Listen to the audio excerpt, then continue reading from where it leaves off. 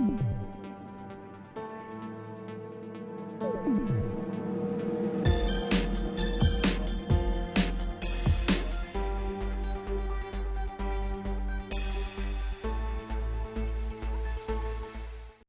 and welcome to another episode of My Take.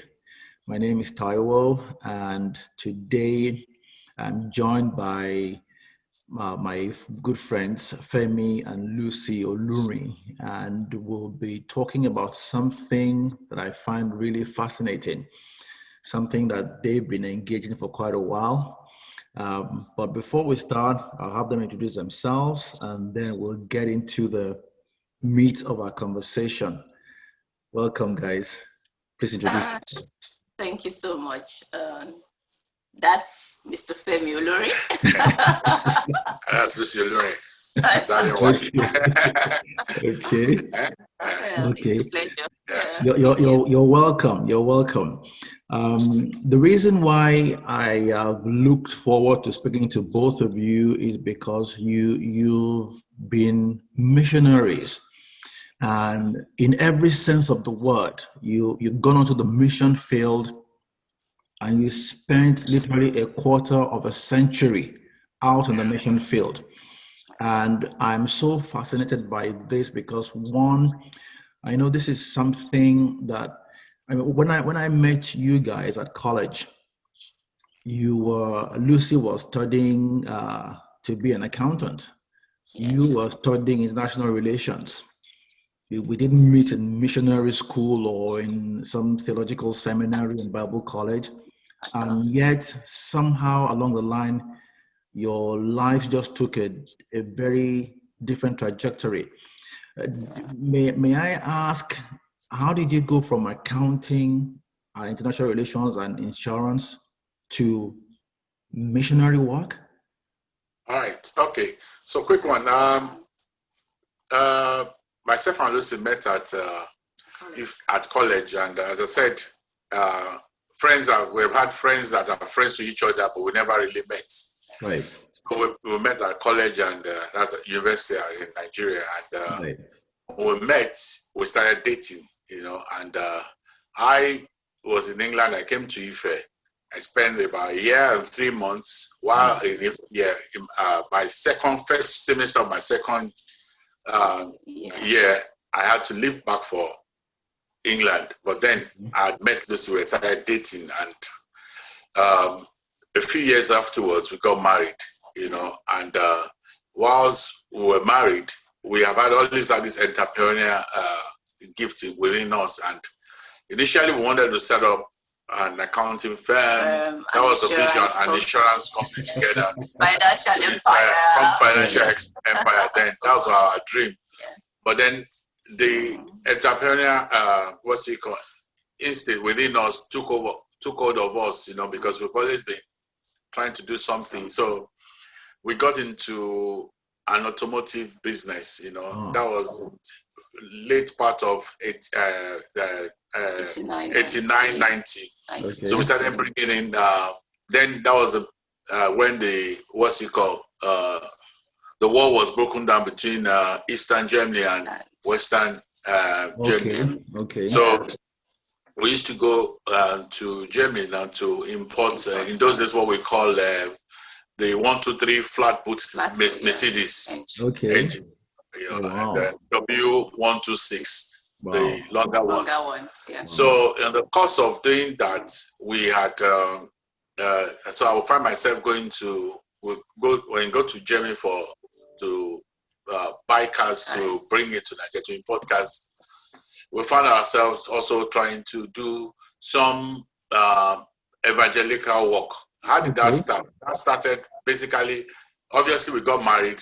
We had been born again before we got married. Yeah. Just shortly before we got married, we gave our life to Christ. In fact, it was a preaching about salvation that made us to regularize our relationships, because we didn't want to continue in a life of sex, everything that is contrary to the word of God before marriage. We didn't want to continue in that. So that pushed us to quickly sort out our status. Yeah. So by the time we got married,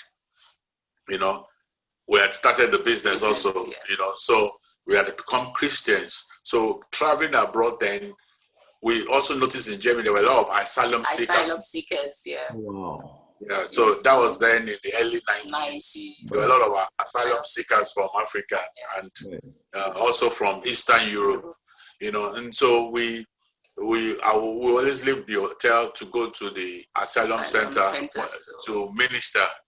Just to talk about our new faith. To talk about our new faith. We just became Christians. I mean, to talk about because my shipper in Hamburg took interest in me because as a Christian. So that was how we started using that platform. So that was the early part of our trying to reach out in our own little way. As I started, it wasn't like a commission. No, it was there were more of an excitement about your new faith. And things like that, you wanted to talk about it. So what now happened was that one of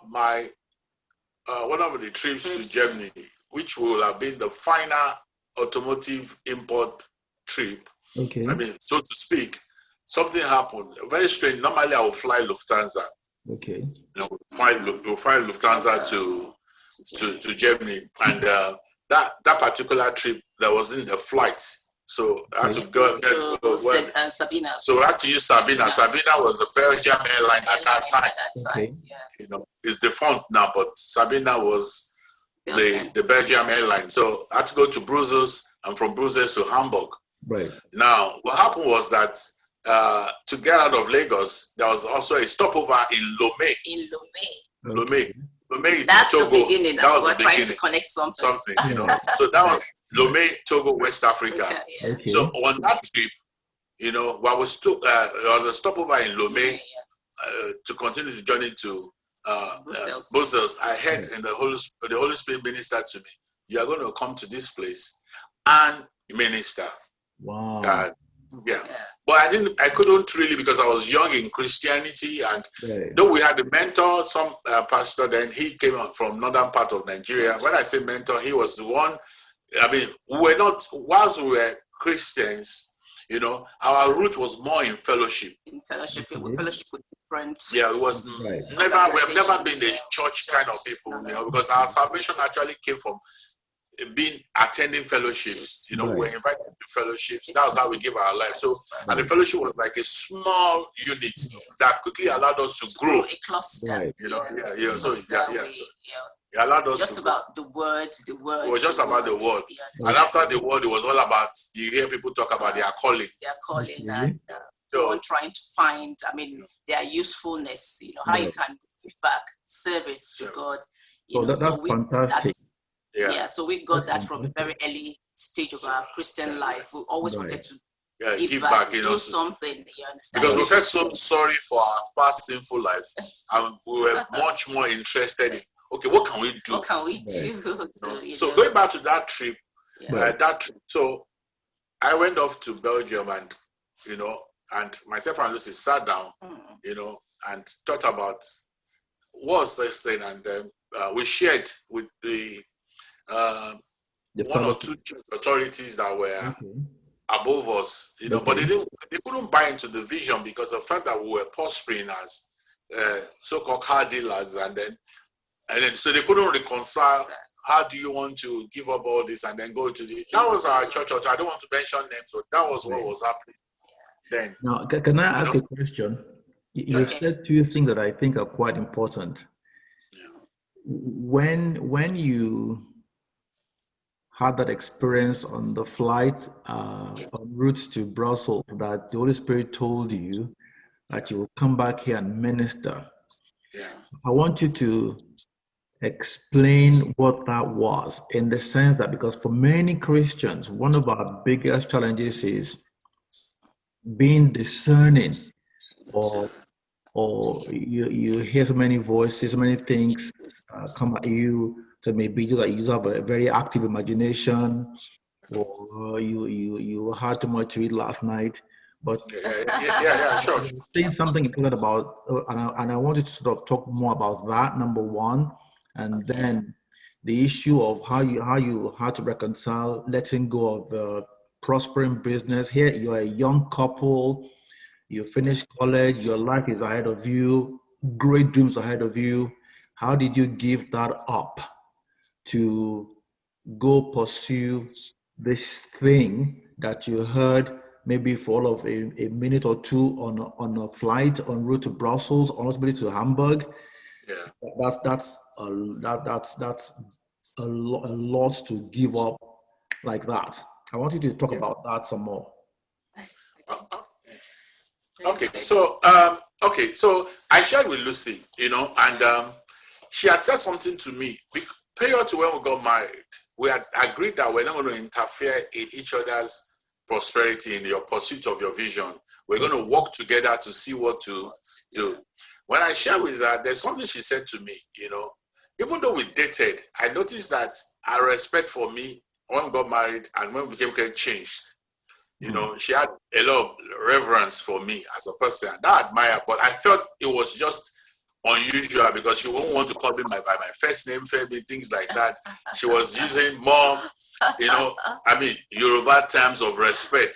My culture. Let me say I got a personal conviction. You understand? So she now shared with me that she got a personal conviction that the Lord said to her to listen to whatever I'm saying to her in terms of direction. She shared to me that I'm not seeing you, but I'm following the Lord. That the Lord spoke to me to listen. That is not you, but it's the Lord. Because I would normally, as young couples, we were dating as teenagers. Do you understand? And into our 20s and all that, we've always known ourselves. We've always been friends and all that.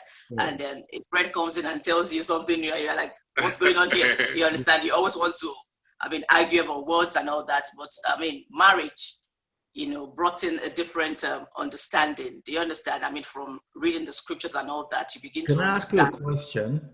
Okay. Now, I'll preface my question before I ask it. Okay. When I met you, Lucy, okay, you were one of a 3-member team called the Pink Ladies. Okay. My memory of you was not someone that will ever do what you're just describing right now. So, I think, forgive me for saying this, in the sense that I thought about you again. You're studying accounting. I thought about you, or I saw you as someone who had great dreams, the modern girl, the one who had great ambition, and so some guy coming along. Let's go be Christians. Let's go serve God. That's so double ew. I need to pursue my dreams. I need to live my life. I need to live a good life. Or that's literally in my mind's eye how I saw you. And to hear you say this now with this thing about it almost seems as though each time both of you had an encounter with God, it was so compelling, whether this thing on the flight or God telling you to have some kind of reverence for your husband. And so it's sort of weird because I never knew you as a Christian in college. Yeah, sure. He was one of these girls who was playing hard to get, but these are almost. Some of the people are going to watch this episode know us, and so they relate what I'm saying. But many people can't relate because they think, "Oh, must have been born again from birth." But not at all. Yeah, and here you are, young progressive couple, and yet yielding yourself to an encounter with a God that you were still on a journey of discovery with, so to speak. So please go ahead. Okay. What I want to say is that even though we were all brought up from Christian homes, nominal Christians. My mother was staunch Catholic.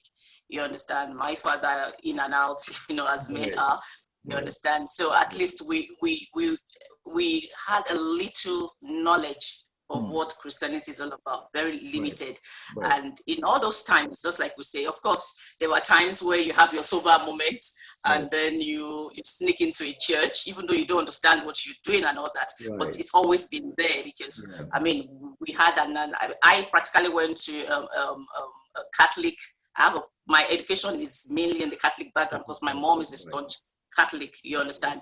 And I've always said something. For me, I don't really believe that maybe it's the day you stand up to say, oh, I give my life to Christ. That's the beginning of your Christian journey. It's always been there, you understand?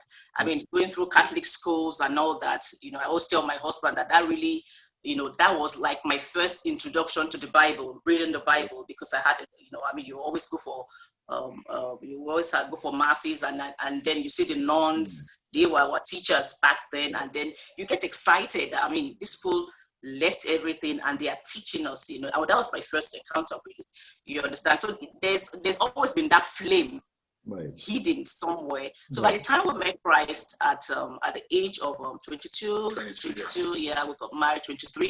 Do you understand? So, I mean, that thing had been there. So it was just fanned.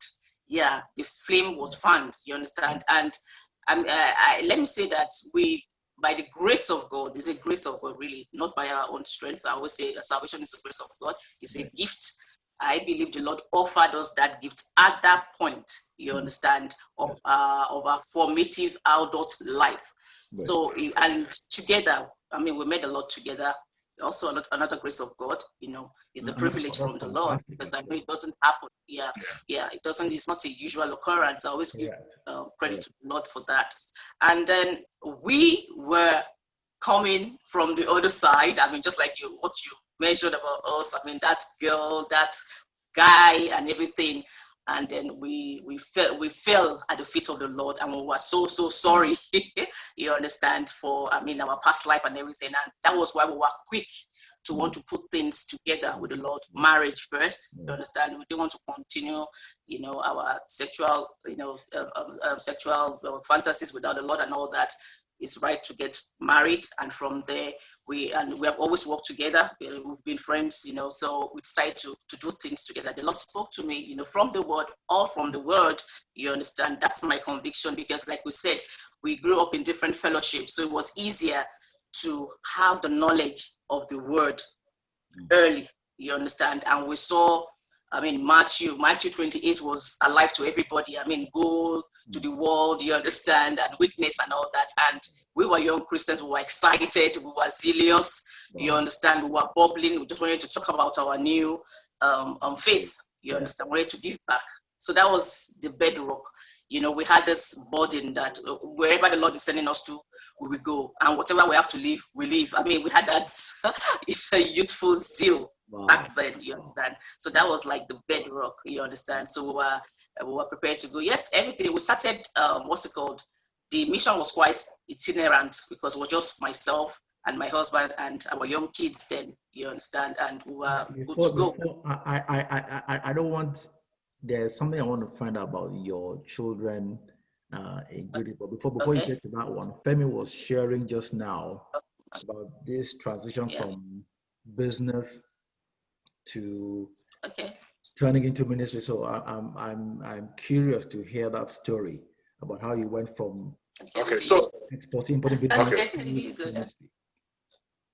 Okay, so as I said, so after that trip, I shared with Lucy, and then she had also shared with me that the Lord had ministered to her about relationship between us now needed to go into another level, and it wasn't whilst we were friends, but then there was that input about the spirituality, and as I said to you earlier, she had said to me, no, it's not you I'm following, because God spoke to me, but it's the Lord in you that I'm following. So, but so I agree to what you're saying, because I believe this is the right thing. That happened, but within the space of 3 years, nothing really happened in terms of mission, other than that we were excited. And because of our car importation, we used to go a lot. Our market was in the eastern part of Nigeria, to the eastern part of Nigeria, because the cars that we were bringing were really loved by the Eastern merchants. Eastern merchants. That was our market. So that was our market, because we had a very prominent, well-to-do friend who was older than us, an older friend of us. So he was the one connecting us with the market in the eastern part of Nigeria. Right. And so we found ourselves in Port Harcourt, in Aba, in Ilewi, all those places. And the wife of this particular elderly friend of ours was a staunch Christian. So we would always go out with outreach, even whilst we went there for business. So we started having that interior kind of lifestyle. Yeah. Right. So down the line, by 1995, by 1995, that's about 4 or 5 years down into marriage. Then something happened. My junior sister, were 3 of us. The last one, she was the last one. The one directly after me was in England, and they had shut down the schools. Right. Nigeria, the school. So she was contemplating going to England for vacation, but then because of the nature of that student unrest, they could call them back in a week or 2. So she didn't know what to do. So she now said to me that she would like to go to a place called Lome. If I don't, but she was young, so my mom won't allow her to go on her own. So she called me because she hadn't been there before. If it was England, it was easier to do that. So she called me and said if I could fly with her to Lome. Right. And I said, why not? So we went with Air Afrique. That was the second time. Now we went with Air Afrique to Lome. Yeah. And when we go to Lome, the message earlier on that I got on that flight about 3 years earlier was now coming into fruition. So at the hotel in Lome, when she would go shopping and we'll go out, I started getting myself familiarized with the society a bit to understand, And that was when I got that. So when we came back from that trip, that was January 1995. When we came back from that trip, myself and Lucy sat down because I went with my sister alone. 3 months later, we gave up everything we had. Wow. But yeah, by March 10, my second son's birthday, we left Nigeria. And everybody said to us, you can't do this. We gave up everything. A friend of mine, then we had our next class, a friend of mine said to me, you are hearing from the devil. This is not of God. No. And myself and Lucy went with 3 kids. The first one, she was only just 4.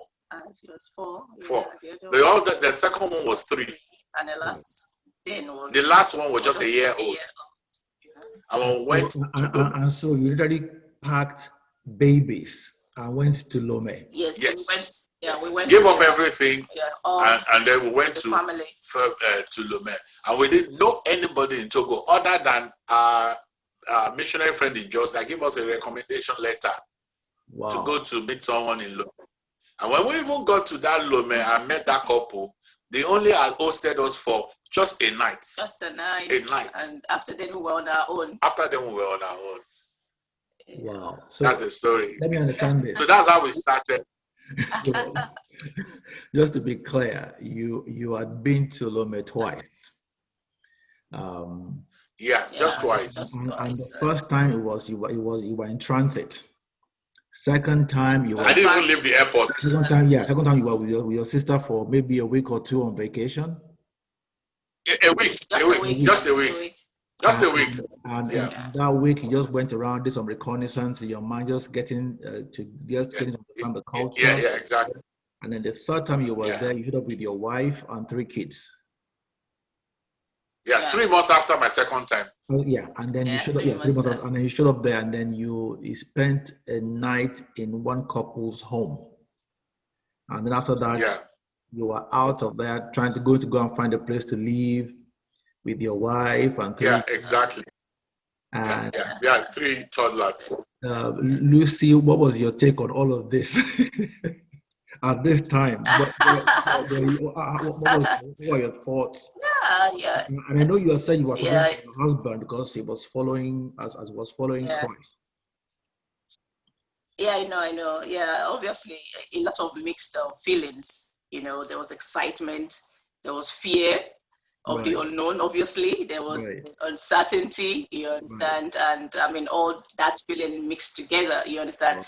I always remember one of our first missions. Then we were going to a village called Sotoboa in I think the north of Togo, and then we had to. It was a different experience from the life you have lived. You understand, and also humbling And I thank the Lord for it, because it's part of what builds character. You understand? You will tend to understand, what the Lord was talking about in Philippians 2, when it was, the God of heaven coming down on earth. You can understand the difference in that. It was a very humbling experience for me, but I thank God for that experience, and I thank God for that experience for my kids as well, because these were their formative years. Being able to understand the different aspects of life. You understand? Poverty, prosperity. They were able to deal with those balances, and that shaped who they are today. And I'm very grateful to God for that. Also shaped who I am today. May I ask you a question now? Your parents, the kids' grandparents, your friends. What was their take on all of this? Was there an option for you to leave your children in Nigeria, go start and maybe later bring them with you? Or why was there this all or nothing approach to doing this work? Okay. From the moment we gave our life to Christ, we had started having issues with our parents, because they had felt that the people that were mentoring us were taking advantage of us. That's our parents were a little bit about that. So when we now came up with this call that we're going to give up everything to go, it was like my hair was let loose. They were just not very pleased, because they brought you up not necessarily to support them, because they are quite independent. They are okay to take her, but for you to be able to support your life, and they didn't see how that was going to be possible by just throwing off every opportunity before you. And you're going up to some country, some region considered poor.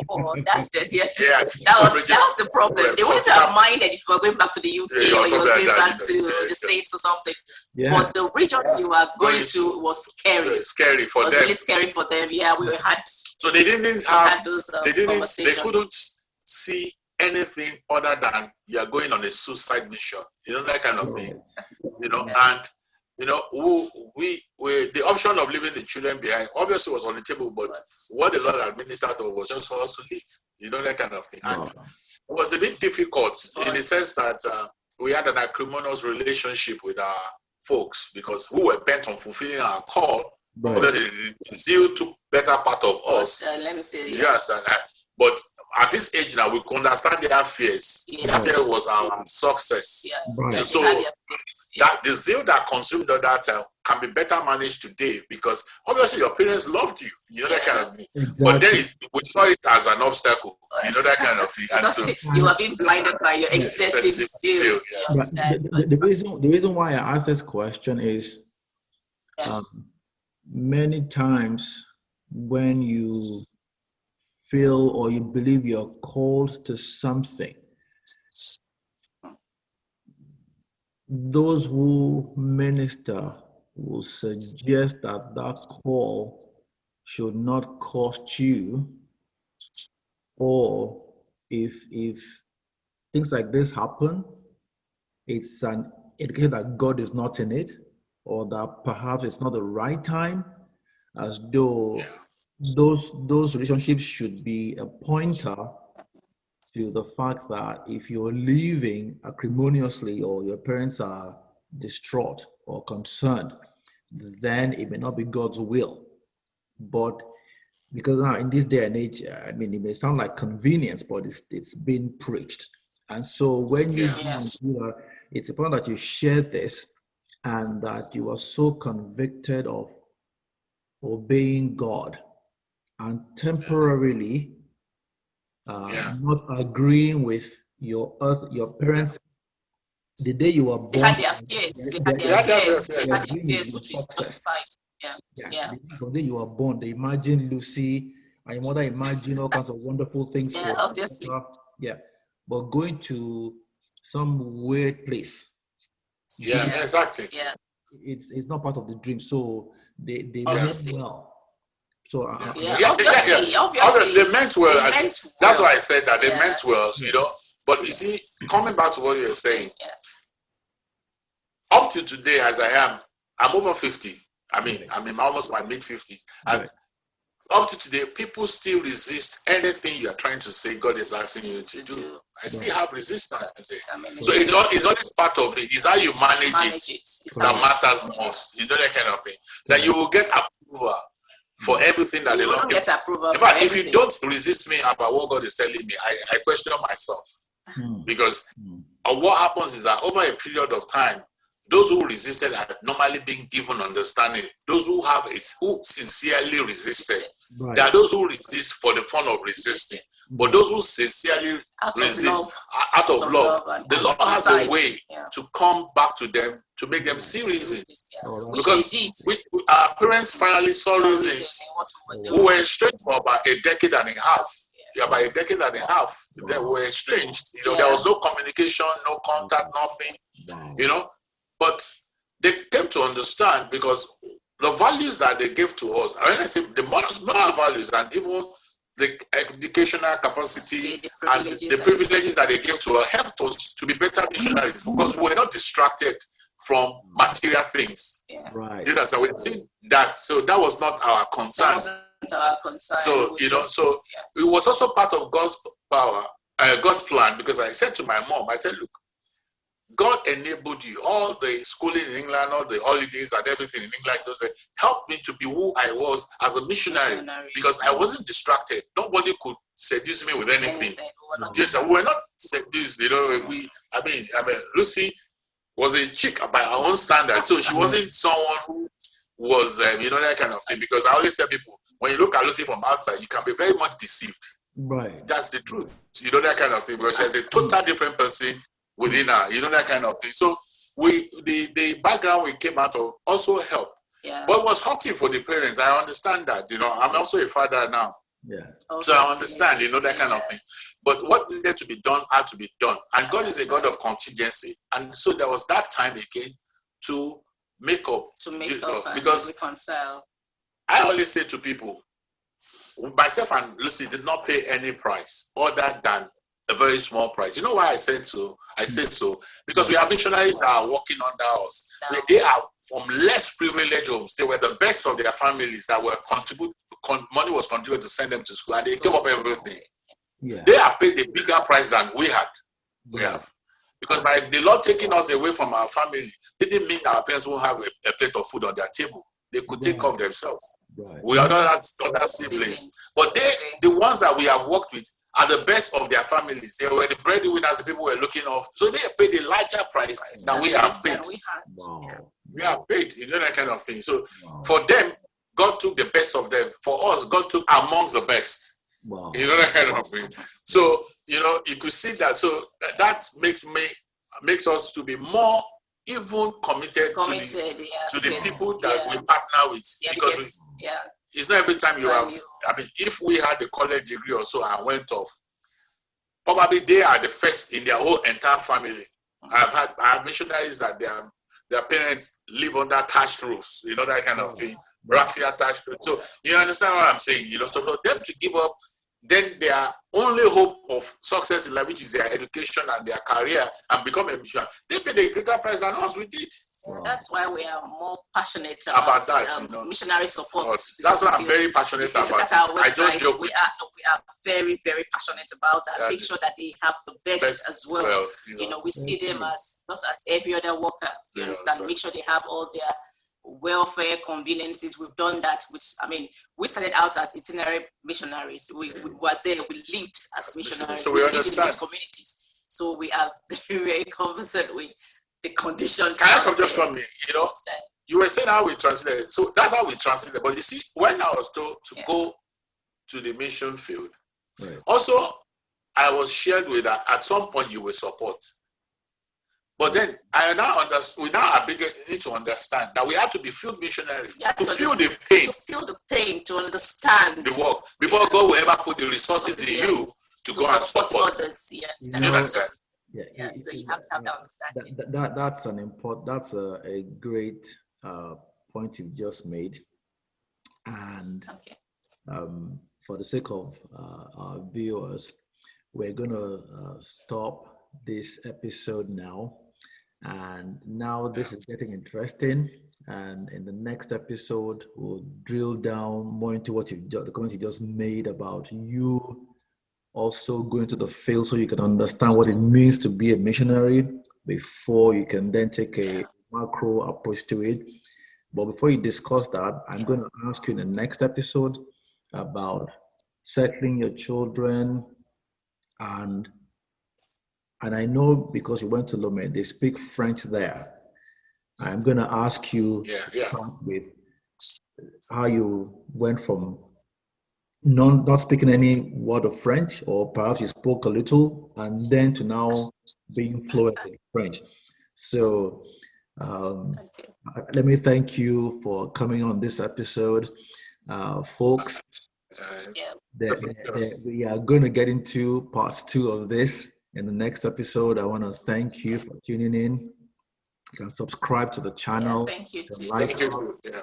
Thank you. And if you have any comments or you have any questions, you can leave a comment in the comment section below, or send me your questions on the email also listed below.